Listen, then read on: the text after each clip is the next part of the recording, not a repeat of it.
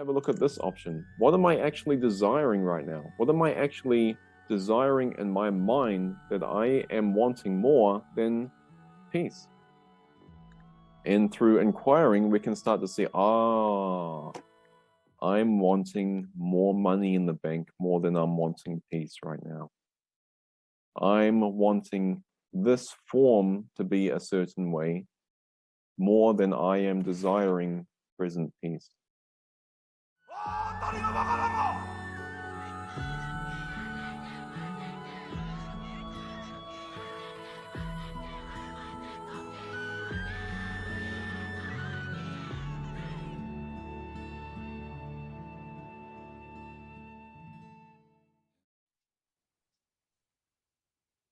And so I thought today I would start off just by reading the responsibility for sight section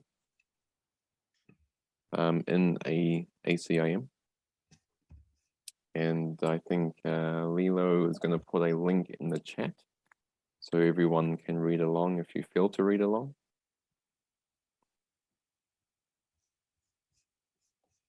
Yeah. Thank you very much.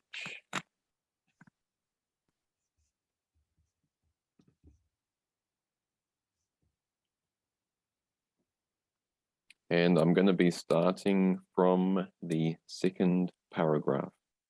So for those of you that are listening later on, we are reading from chapter 21, this little section here, which is called The Responsibility for Sight. This is the only thing that you need to do for vision, happiness, release from pain, and the complete escape from sin, which is basically lack of peace. All to be given you. Say only this, but mean it with no reservations, for here is the power of salvation lies. I am responsible for what I see. I choose the feelings I experience, and I decide upon the goal I would achieve. And everything that seems to happen to me, I ask for and receive as I have asked. Deceive yourself no longer that you are helpless in the face of what is done to you. Acknowledge but that you have been mistaken, and all effects of your mistakes will disappear. Now that has to be the most sweetest chapter when I was going through reading the text there, because when we are going through our daily life, we aren't really going through our day-to-day experiences thinking, I'm choosing everything I'm experiencing. I'm deciding what I experience. It's more like when we're in a traffic jam, the person who cuts me off, they are deciding how I feel. And we can begin to see how, well, especially for me, before I went through the self-inquiry and awakening phase, was I noticed a lot that I was always on this roller coaster of emotions, and I had absolutely no idea why. I would be going through my day, and there would just be lots of triggers for me. It'll be my parents, it'll be me being cut off in the traffic jam, it'll be whatever it was, me not having money. And we can begin to see that how the mind projects the cause onto the level of perception. Now, when we're in a nighttime dream, let's use the metaphor of a nighttime dream. And we're in our bed and we go to sleep, and we start dreaming at night. Now, when we're in that nighttime dream, there are a lot of emotions that go on in that dream. There can be a lot of frightening images that appear within the dream, which cause us to have a nightmare. And then we end up waking up and we retell this to our friends saying, oh, I had such a nightmare last night.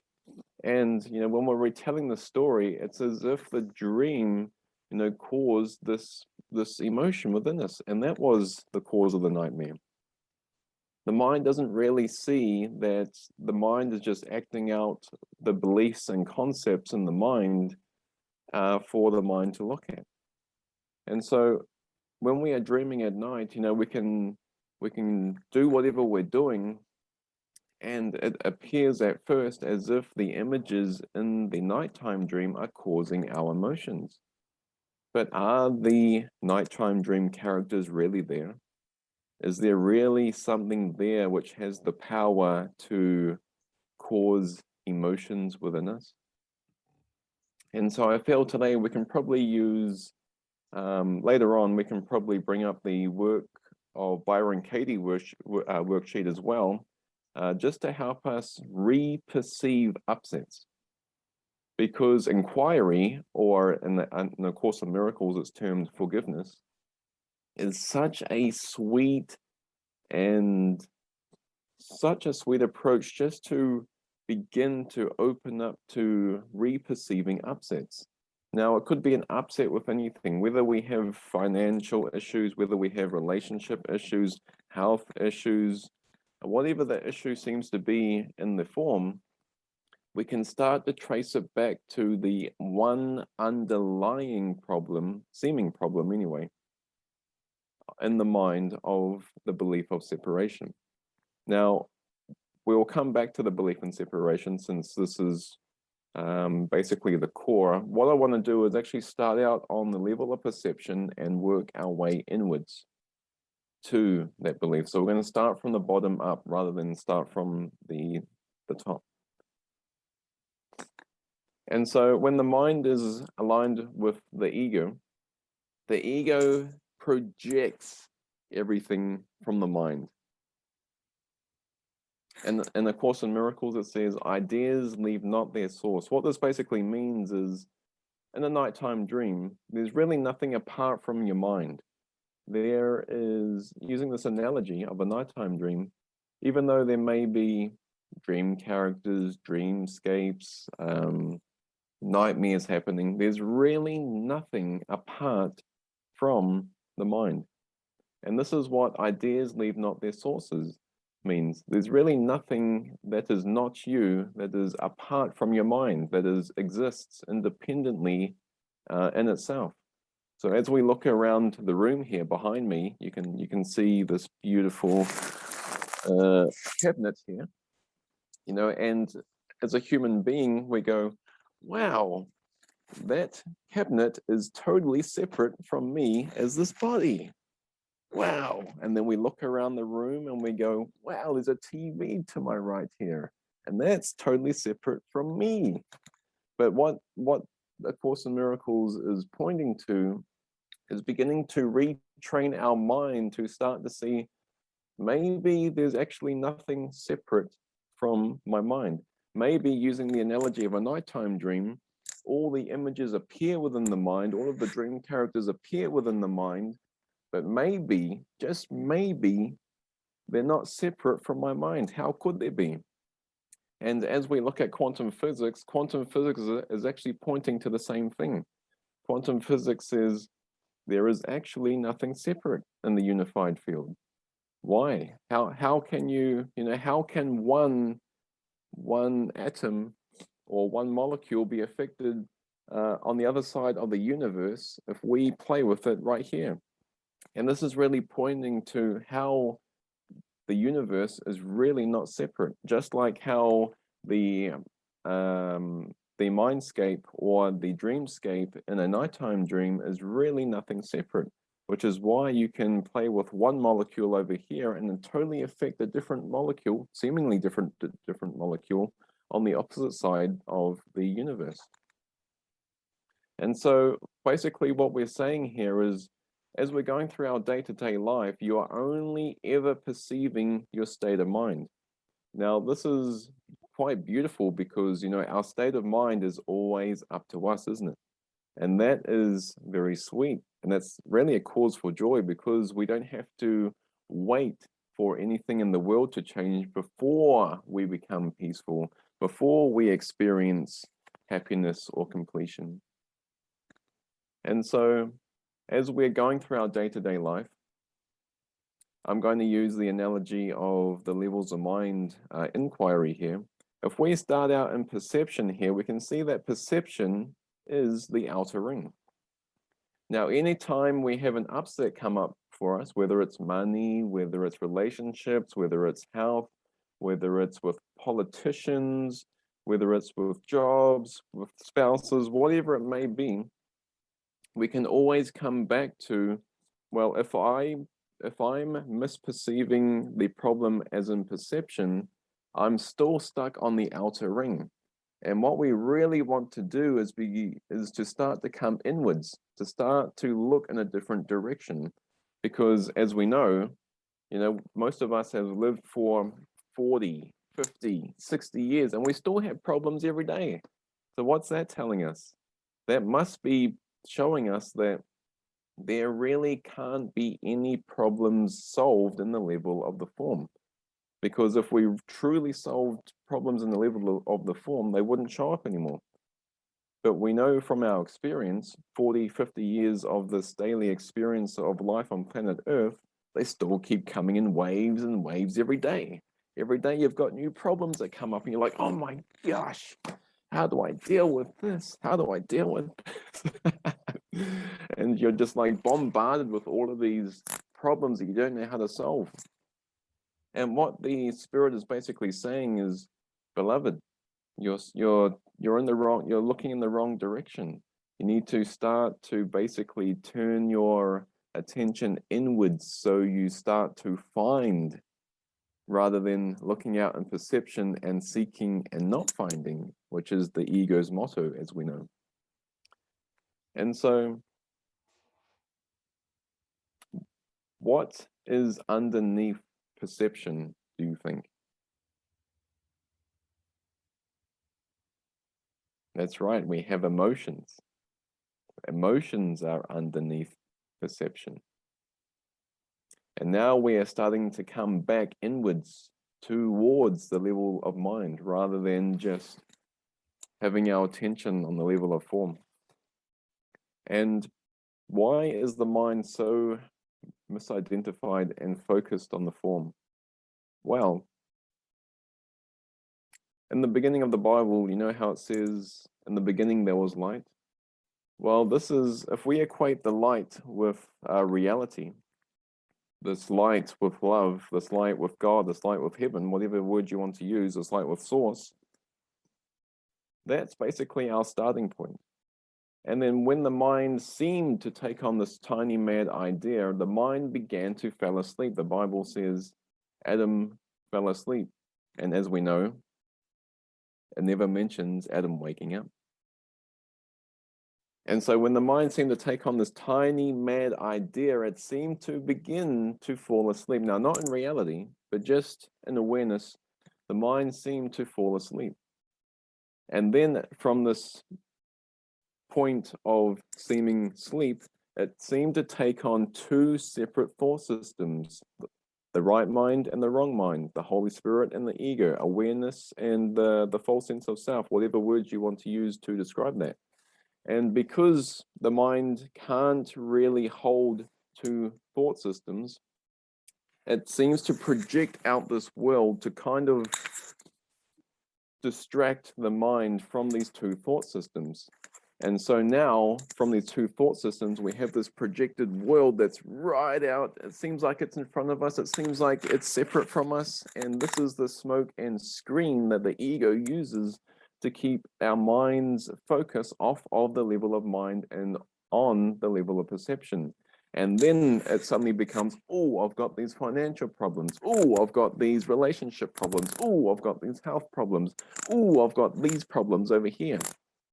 Oh, and then we start to go to a counselor and say, well, I'm having such a terrible day because I got cut off this morning on my way to work. My spouse is just fighting and they're just, it's just, everyone's so horrible to me today. And from this split and seeming projection, we have all of these seeming problems, which aren't really problems to begin with, but they just seem to be projected out and seen in perception. Now, as we're moving closer inwards from perception, we have emotions. And as we know, when we are misidentified with the ego, the emotions are very unloving. The emotions are very wishy-washy. The emotions are like a roller coaster ride, and you just go through your day-to-day experience. You're like, why the heck am I feeling this? Why am I so depressed? Why am I so just unhappy and fearful? And, you know, as we come deeper within, we're going to bring up these waves of fear because the ego is going, no, don't go in that direction. Don't go towards the level of mind, because then you're going to see me for what I really am. In The Wizard of Oz, the characters go through the story thinking that things are happening, but who's really pulling the strings at the end of the movie? It's whoever it is behind the curtains, right? And what we're really doing here through self-inquiry is beginning to ask ourselves, who is really behind the curtains and pulling the strings of my experience, seemingly? Who's really behind these seeming projected problems? Who's really underneath these unloving emotions? And so this is what we're really doing when we are beginning to apply and do the practical application of forgiveness or self-inquiry. We are just bringing everything off of the screen back to the level of mind. And in the responsibility at sight, it says, I am responsible for what I see. I choose the feelings I experience, and I decide upon the goal that I would achieve. This is what we're really, really coming back to. And everything that seems to happen to me, I ask for and receive as I have asked.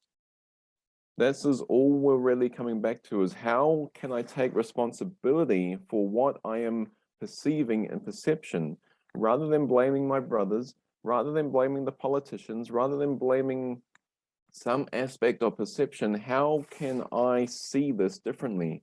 This is what we want to be praying for when we are misperceiving problems in the world. We want to be praying or inquiring into, how can I perceive this differently? How can I perceive this situation differently? Now, what we do, what we say, and how we feel comes from what is thought and believed on the mind level. And using the analogy of a movie theater, when we go into a movie theater, we really pay to get lost in the movie. Now, it wouldn't be such a great movie if we paid, $20 and we went to sit down in the movie theater and we're like, oh, this is a movie, this is a movie, this is a movie, this is a movie. No, that wouldn't be much fun. So we actually go to the movie theater and we get lost in the movie, and all of a sudden we're going, oh, don't go in that room. Oh my gosh, they're gonna die. Oh my gosh, I really hate that character because he killed him. And when we're watching the movie, we totally forget that it's acted out. It's actually scripted. All the characters are actually just following the script perfectly, and it couldn't be any other way. And this is how we are being trained through the mind training or mental discipline to be able to re-perceive perception. If you are the audience member in the audience and you're watching a movie, the same can be applied to this experience. We are beginning to retrain our mind to be able to come back to this witness self, as non-duality calls it, or awareness, or in A Course in Miracles, it's called the dreamer of the dream. And this dreamer of the dream perspective is really just forgiveness. It's really just being able to see that, just like a movie theater, I really have no control over the level of perception. Just like the movie theaters, everything that I see on the screen is scripted. It can't be any other way. When we are watching the movie, we can notice how we are reacting to the movie. And so whenever we think we have any choices in the form, whenever we think we have to make a decision in the form, whenever we think we are upset by anything in the form, we can come back to this analogy, because this analogy is a starting point for us going deeper back in towards the level of mind, back and towards where, as a stepping stone, where the real decision can be made. Now, what do I mean by real decision?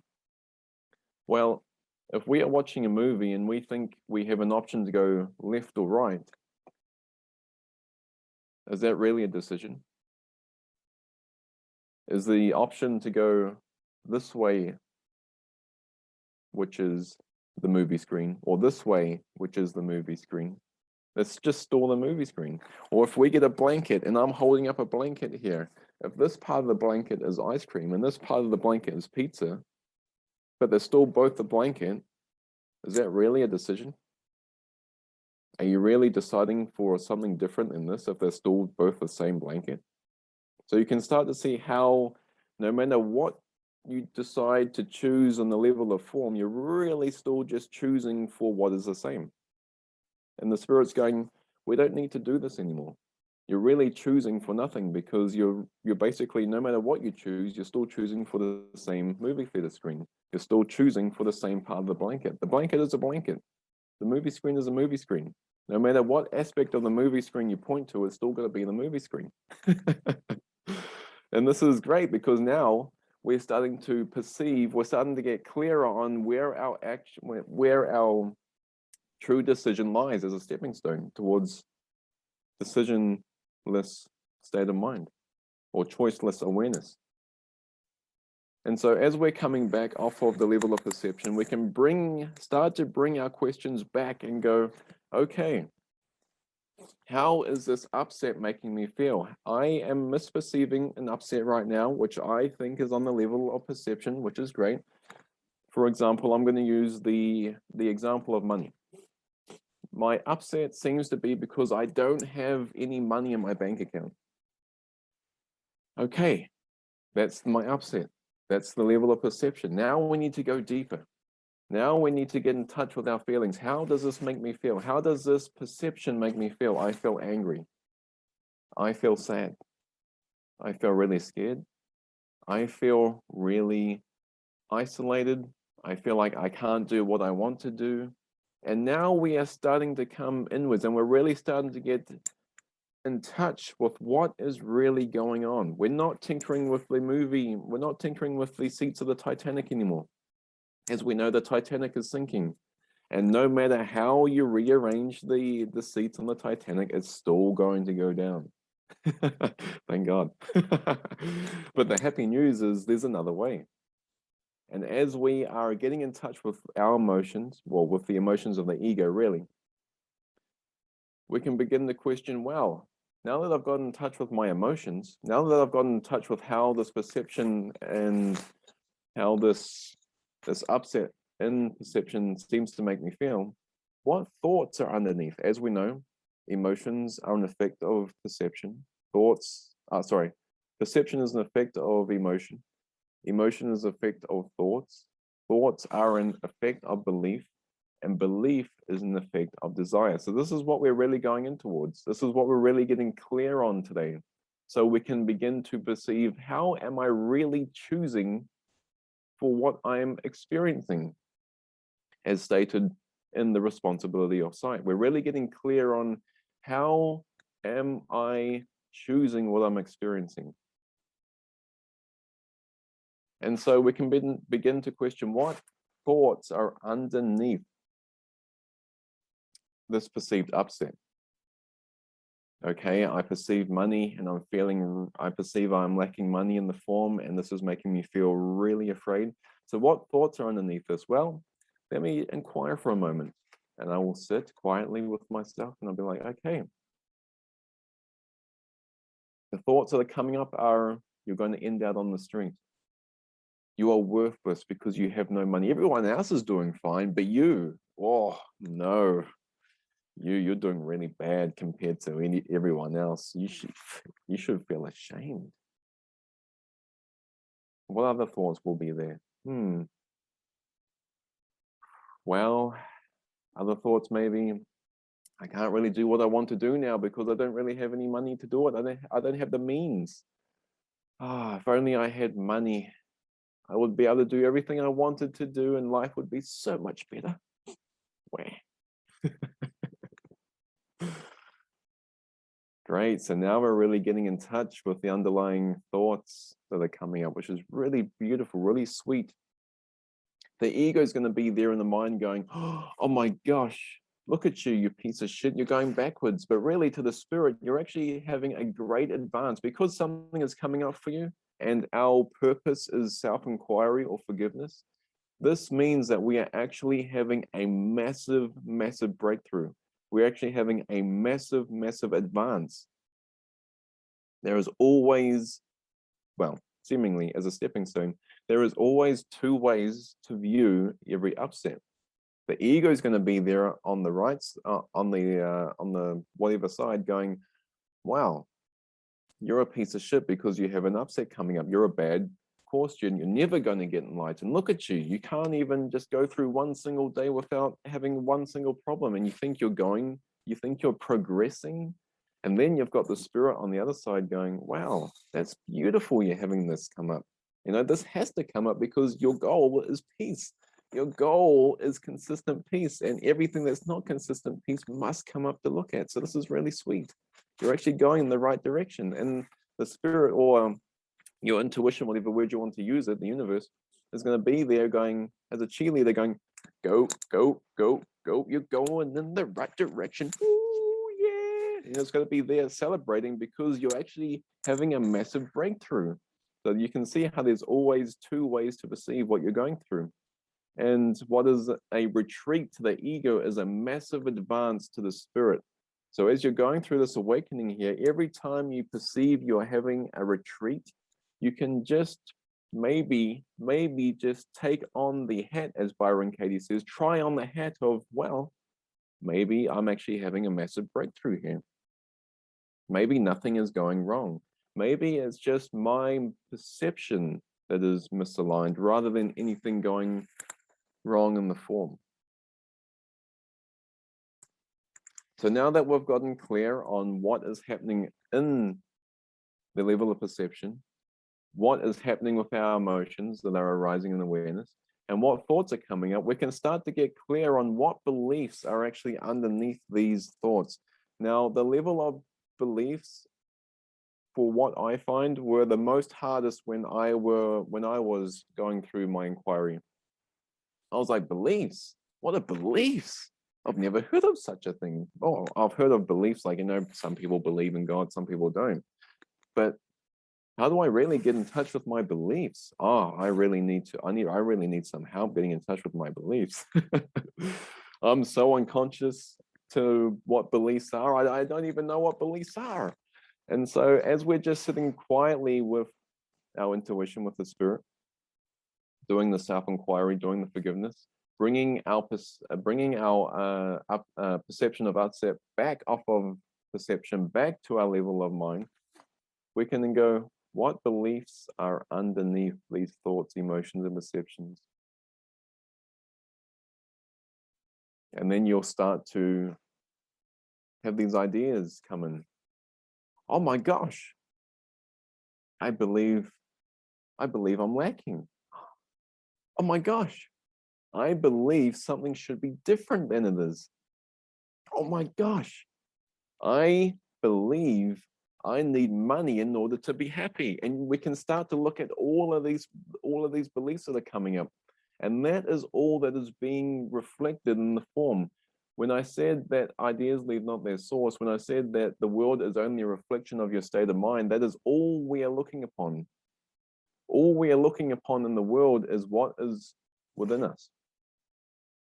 And so this upset in the form is just a reflection of what is going on in our mind. It's not really that anything is going wrong in the form. It's just there is a unloving belief arising in the mind that is seemingly being projected out onto the level of form as if it's in the level of form. But the good news is, it's not. Now, if I'm standing in a house, to use another analogy, now there's a house in front of me, and the house in front of me has green windows. Now, if you're standing in that house with the green windows and you're looking outside to the world through a green window, does that mean the entire world is green?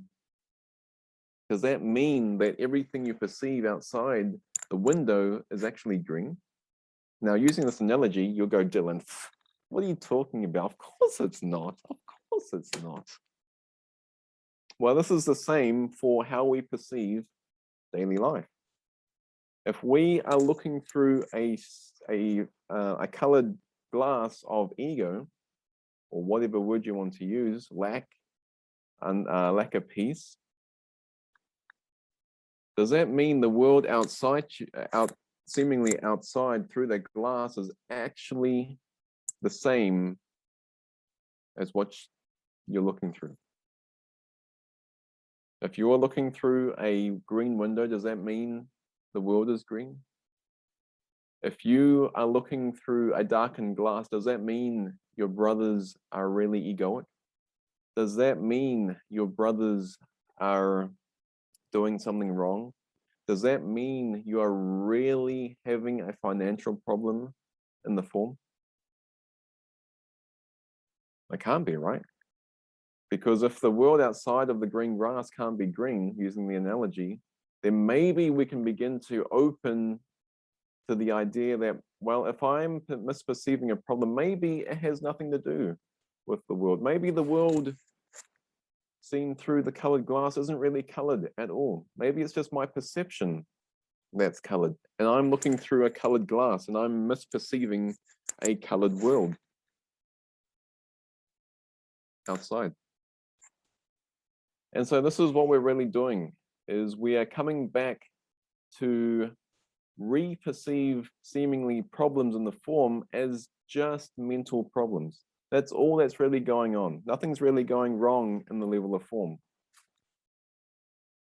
And so as we are coming back to the level of mind, we are looking at our beliefs now.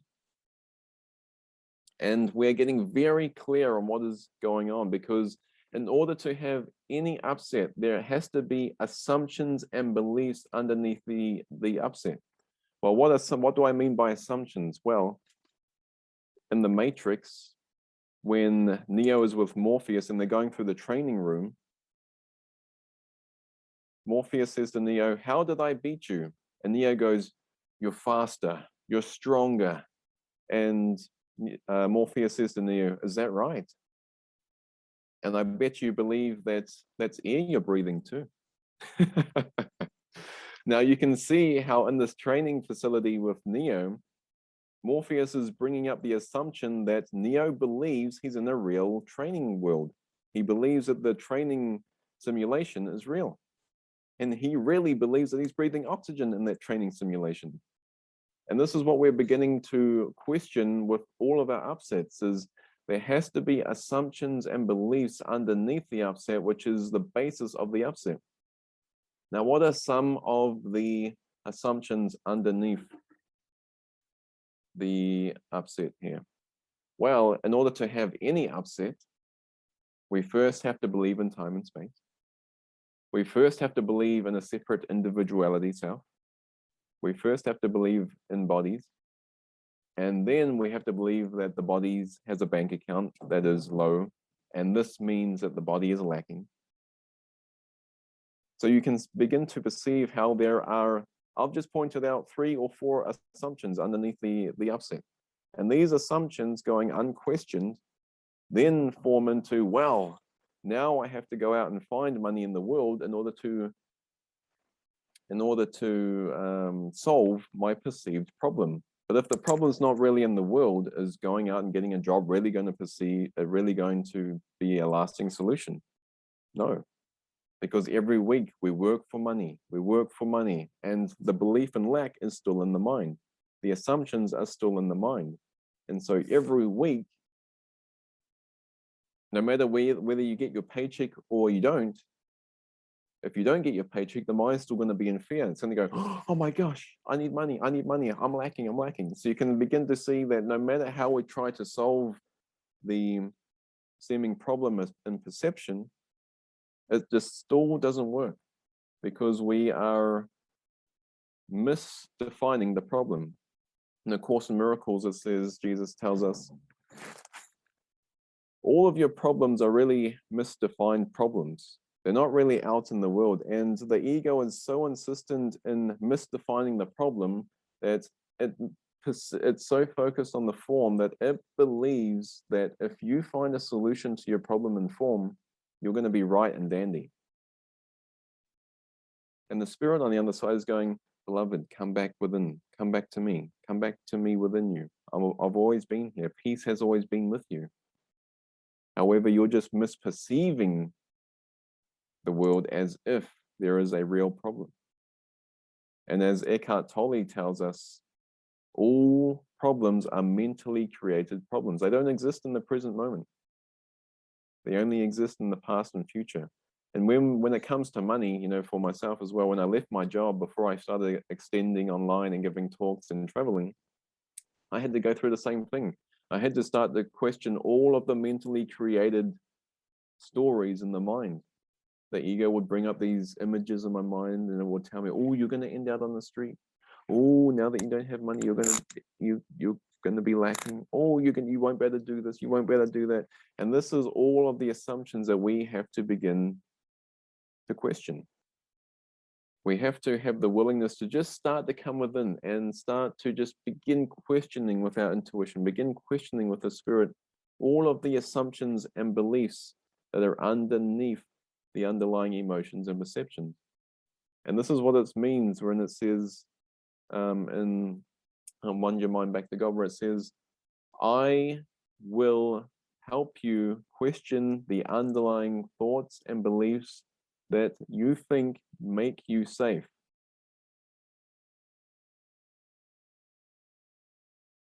Now, what if it was completely different?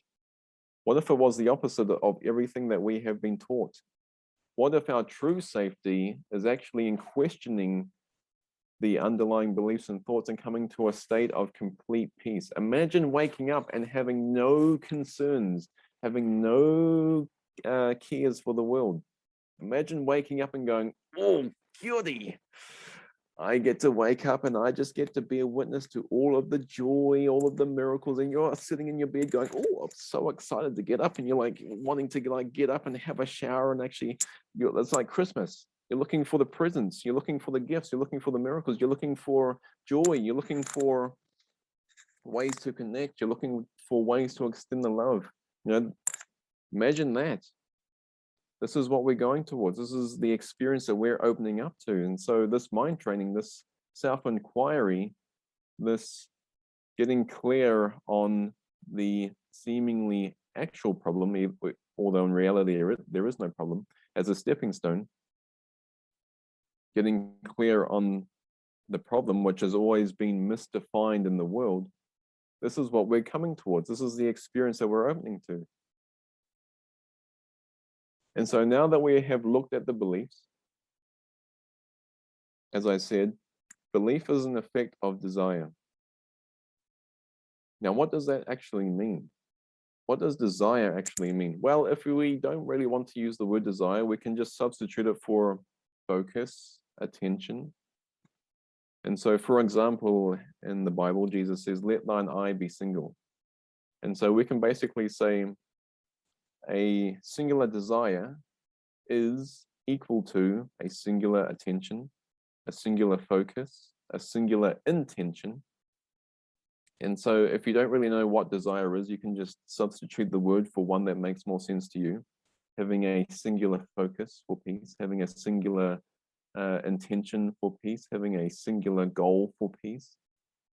Now, underneath this upset here, underneath any form of upset, the desire in the center is going to be split. It's going to be split for something other than peace. Now, the desire is always, there's only ever two options: peace, lack of peace, ego, spirit, ego, whatever word you want to use, love, fear. Now, these two options are really still just a stepping stone to coming to choiceless awareness, which we will talk about later on. And so now that I have questioned what beliefs are underneath this upset, let's start looking at desire here, because this is the point where we actually get to what the responsibility of sight says. I am responsible for what I see. I choose the feelings I experience, and I decide upon the goal I will achieve. And everything that seems to happen to me, I ask for and receive as I have asked. Now, how am I actually choosing this upset? This is what we are looking here at the desire center. If I am experiencing an upset, it must mean that I actually want the upset. But how is that actually possible? Why would I actually want an upset? That seems contradictory to the ego. But in truth, the spirit or the intuition or the soul, whatever word you want to use, the universe is telling you if you are upset, it is because you are choosing the upset. You want the upset. No matter how backwards that seems to sound, that is what's going on. But how is this happening? All right, so let's start to look at the desire. I seem to have a perceptual upset because I don't have much money in my bank account. Great, that's the upset, remember that. So now that we are looking at the desire circle, the desire point, shall we say, and we know that there is either only two options, peace or lack of peace or something other than peace, we can start to see, I'm not really feeling at peace, so it can't be this option. So let's have a look at this option. What am I actually desiring right now? What am I actually desiring in my mind that I am wanting more than peace? And through inquiring, we can start to see, I'm wanting more money in the bank more than I'm wanting peace right now. I'm wanting this form to be a certain way more than I am desiring present peace. And Jesus, the Spirit's always there going, you can just choose peace. If you want peace, you will experience peace. But you have to want only peace in order to experience that. Because if you want something else, which is where the split desire seems to come in, then you're going to experience the split desire. So if you want more money in your bank account, then you're going to experience the false effects of that split desire, which is lack of peace. And so we can start to see, wow, my upset in perception is just because I'm misdesiring. I have a split desire in my mind. I have a split focus in my mind. I have a split intention in my mind of wanting more money in my bank before I be peaceful. And if we are desiring something other than peace, of course we're going to experience lack of peace, because peace and lack of peace, they can't go together, right? And so we are starting to see now with clarity going, oh my gosh, I actually am choosing this upset. I actually am choosing the way that I'm feeling right now because I have a split desire in my mind. If I have a split desire, then of course, oh man, this is great because now I'm not a victim of the world anymore. Man, everything I experience is always up to me. Wow, wow, wow. What a cause for joy. We don't need to begin to wait for anything in the world to change anymore. So how do we go from the split desire to a singular desire? That's the question. Now, this was my question when I was going through the self-inquiry. How do I go from the split desire to the singular desire for peace? And we have to ask ourselves very honestly, am I willing to be wrong about my split desire? Am I willing to be wrong about needing more money in the bank in order to be peaceful? Do I really need more money in the bank to be peaceful? This is what we have to begin to ask ourselves. Do I really need more money in the bank to be peaceful? What do I really want to experience? Why do I even need money in the bank to be peaceful? Well, I believe it'll bring me peace. Okay, so what if we just cut out the middle ground there of needing the money in the bank? Can we just go straight to peace instead? Can we just embody peace without needing more money in the bank? So instead of projecting your peace into a future goal of having more money in the bank, can I just cut that time out? Can I cut the belief in time out to bring that projected goal in the future back to the present and go, can I choose for peace right now? Can I just sit here quietly and just Oh, I know we may be like relaxing a little bit here, and we're like, can I just choose peace? Can I just embody peace right now? Maybe I don't even want money. Maybe if I even get the money, I'm still going to be not peaceful. So is that really what I want? Maybe not. So can I just choose peace? Can I just maybe have a try on the hat, as Byron Katie says, of maybe I don't even need money in the bank to be peaceful. Maybe I can just choose peace right now. And the form can be whatever the form is. I think it was J. Krishnamurti or Sri, who was it? I think it was the other guy, the other mystic who says, well, my actual secret is I don't mind what happens. My secret to happiness is I don't mind what happens. And this is the same as saying, well, maybe I don't need money in the bank to be peaceful. Maybe I can just choose peace and I don't mind what happens in the form. So you can see how having our attention on the form and having our attention on the mind just doesn't go together.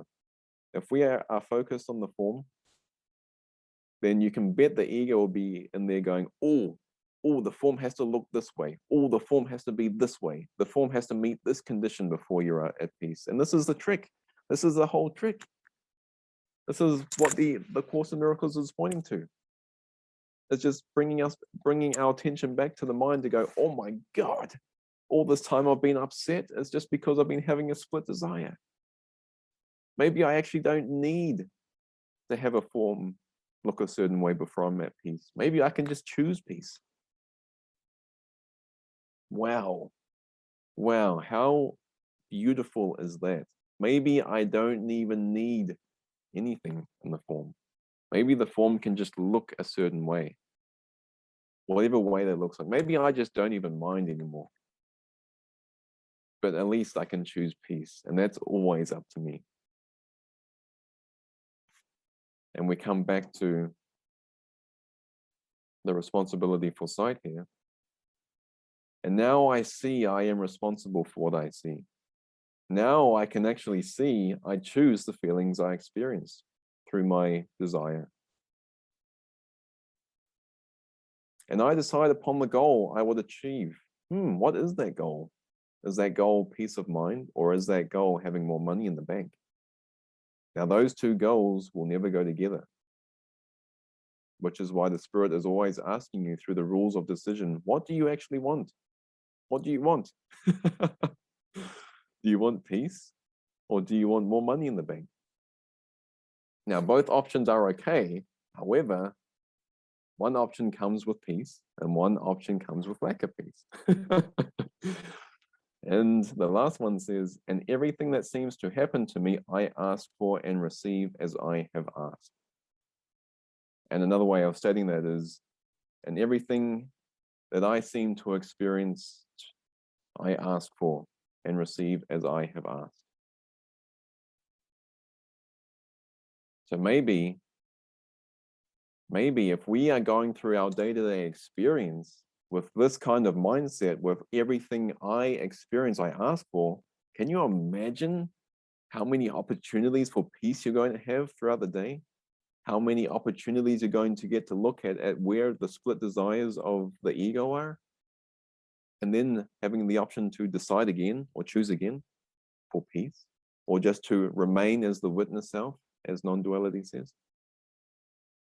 And this is the stepping stone for coming to choiceless awareness. Now, what is choiceless awareness? What the heck is that? I've never even heard of that before, Dylan.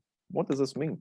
Well, choiceless awareness is really beginning to look at all of the split desires of the ego and seeing them as false. Going, maybe I don't need that.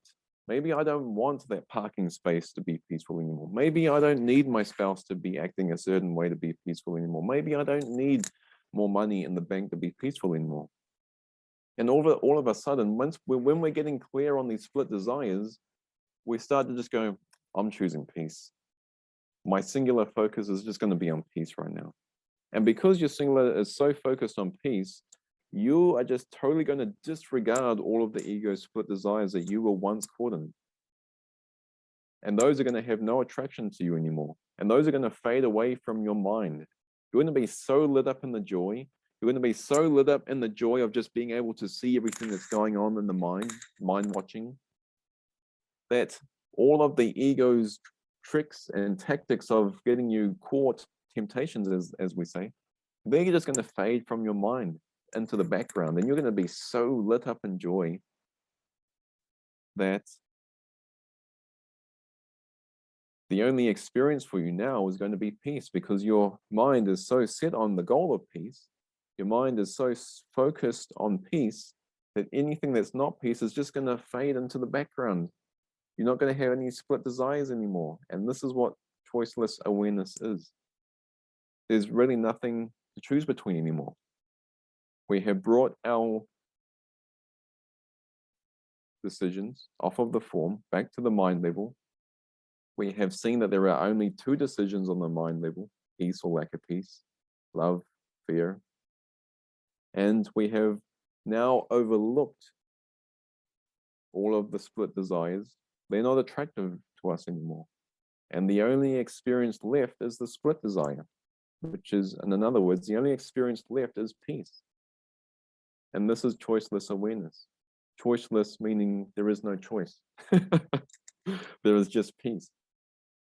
Because you have chosen to experience that through firstly, looking at the split desires, going, maybe those split desires don't bring me happiness.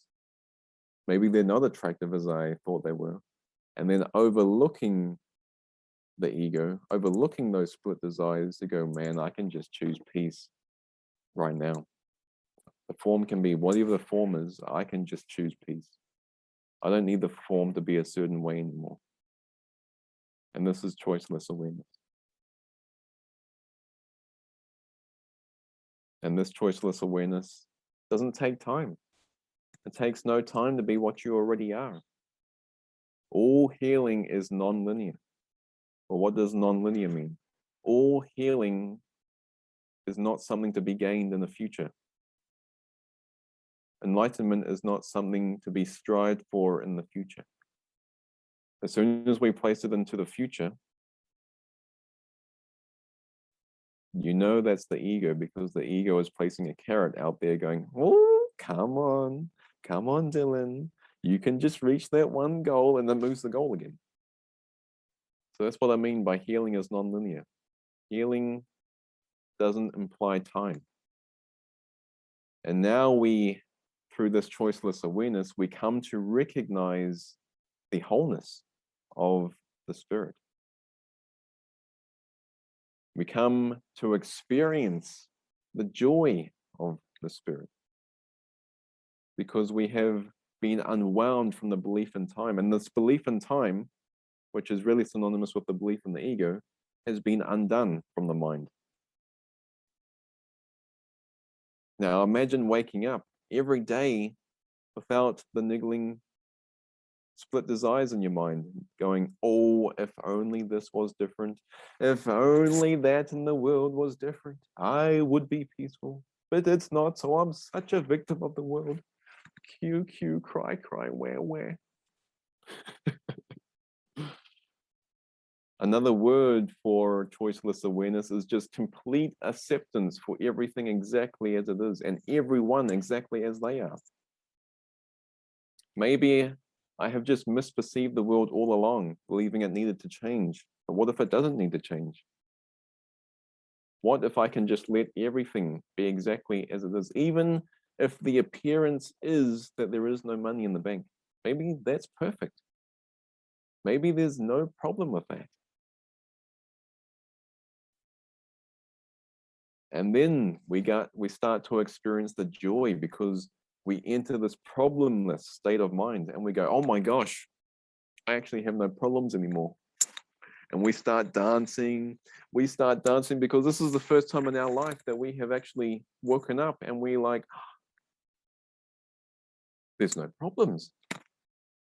There is actually no problem. There's actually nothing I can say that is a problem anymore, because we are in total acceptance. Where once when the mind seemed to be misidentified with the ego is always focused on changing something, right? Changing something in the world to be different. But what if we can just be in a state of total acceptance? Wow, could you imagine? And this experience that I'm talking about here is not only possible, it's really inevitable. This is where we're going. It's really inevitable. You can't not be yourself. It's impossible for you not to be yourself. And so we are just seemingly awakening, which is really still a stepping stone metaphor, awakening to what we've always been. And when we realize what we've always been, even the concept of awakening disappears, because you see that you never slept. You never were asleep. And this is the joy of the spirit, because we have learned to discern between what is the ego and what is the spirit through looking upon the split desires.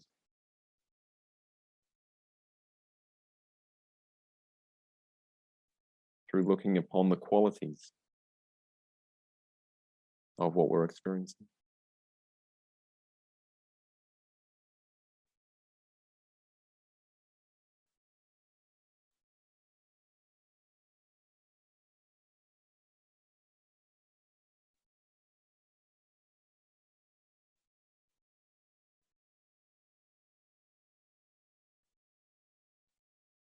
And it's really that simple. This is all the course is pointing to. You can see how simple the message is. And it seems to take 30 chapters, thousands and thousands of pages just to point to this one experience. So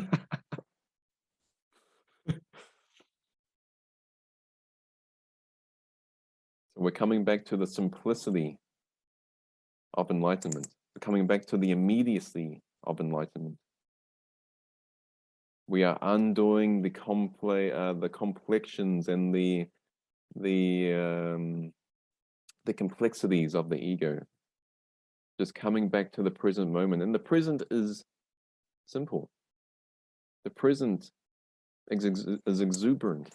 The present is alive. And we can say that we're not truly alive until we lay down the ego. So when we celebrate our birthday, we can truly celebrate our birth into life, our remembrance of life, our experience of life.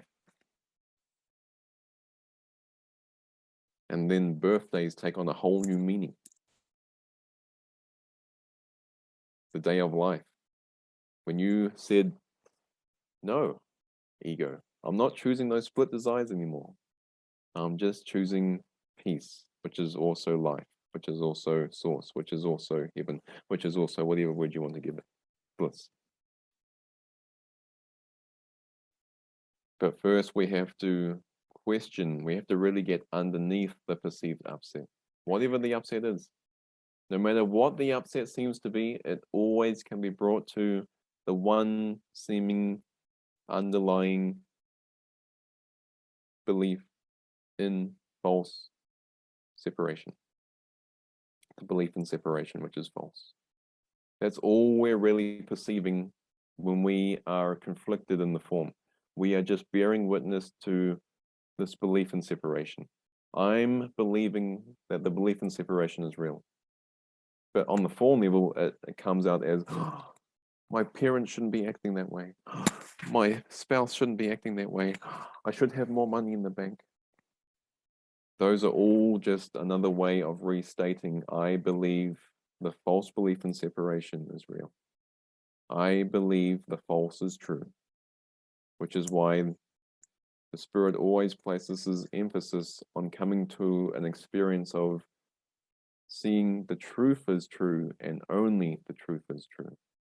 Because all of our upsets, all of our seeming upsets, which are really just the ego's upsets, arise from seeing the false as true. And so there's really no meeting point between the two.